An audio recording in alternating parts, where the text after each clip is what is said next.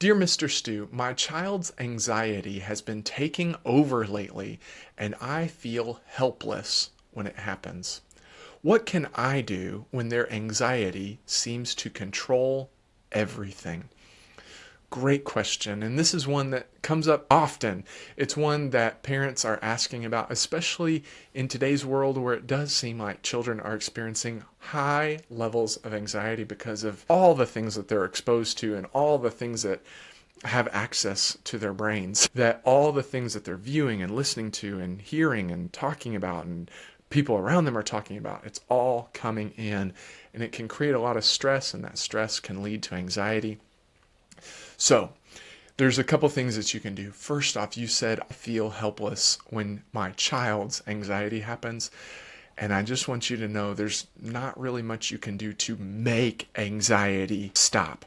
Now, you can make sure that you are the filter, that you are the one that gets to decide what your child is watching and listening to. You are the one who gets to decide what people get to teach them and all of that. So keep that in mind and work on those things. So if you feel like it's coming from somewhere, you might need to do some more filtering where you are keeping out some of those thoughts and things that they just don't need to be concerning themselves with, that aren't developmentally appropriate or just aren't worth worrying about. So if you feel helpless about your child's anxiety, that's pretty normal because there's nothing you can do to control another person or control another person's emotions.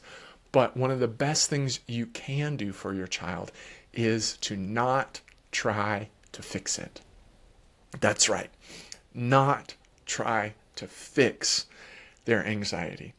When the anxiety comes up, if our reaction to their anxiety is a huge reaction, and we are doing everything we can to stop the anxiety, and we are rushing in and telling them that, oh, well, don't worry about this, and they can see that we are anxious, that they are anxious, that doesn't help their anxiety come down. It actually increases their anxiety.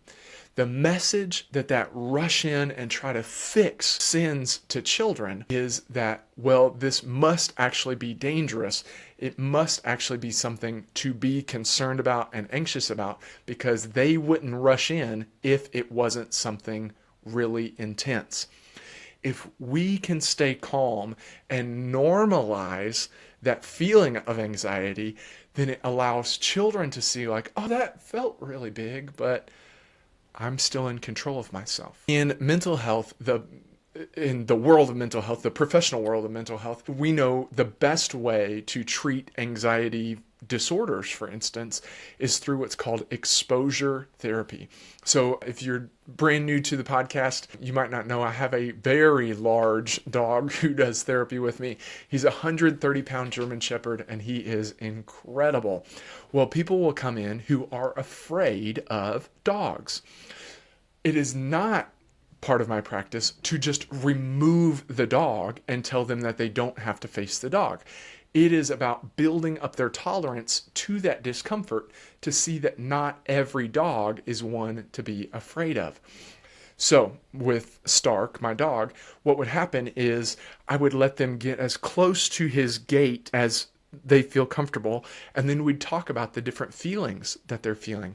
And then I might urge them to take another step forward and then ask them about their feelings and see kind of where they're at with it.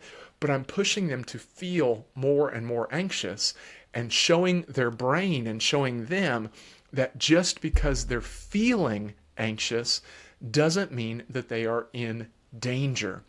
And this is true with children as well. If your child is feeling anxiety, that's not a problem. The problem can come if they're feeling so much anxiety that they can't go do other things. But if they're just feeling anxiety, then it's about, okay, you're feeling anxious, tell me what's going on. And you just stay totally normal about it. Not this huge, big reaction. Oh, well, let me take away the thing that's causing you anxiety because if you take away the thing that's causing them anxiety, it sends the message to their brain, that must have actually been dangerous. That is something worth being anxious about. But if you leave that thing there and then talk with them about their feelings and their thoughts that they're having, even though they're feeling anxious, then over time they'll be like, oh, well, wow, I got to fully explore that feeling. And even though I fully explored that feeling, and even though I fully felt the full intensity of that feeling in that moment, I am still right here and I am still completely okay. And then over time, their brain will say, well, that thing that I used to be anxious about, I'm not as anxious about it anymore. Don't try to fix anxiety, explore anxiety. And this goes for all emotions. I was talking to a parent recently who was asking about their child getting angry often. And so I told them to go on what I call an anger adventure, where it's not don't be angry or why are you so angry or why are you feeling so angry right now. It's, oh, you're feeling angry? Oh, wow, tell me how that feels. Oh, yeah, you've got your fist clenched and I can see your teeth are clenched. Oh, and how's your heart feel when you get angry? It's beating fast. Okay, so you know you're angry. Okay, and from like 1 to 10, how angry would you be?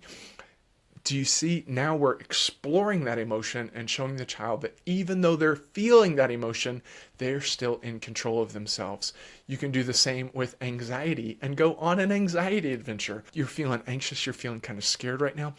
Tell me how do you know you're feeling scared? What does your stomach feel like? Oh, your stomach feels like it's turning.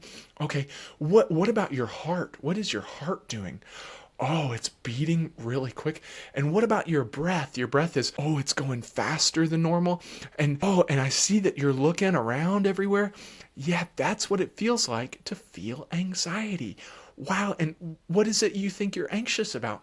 Do you see now you have helped the child explore all of how their body is feeling, and now they know, hey, even when my body is feeling all these ways, I'm still in control.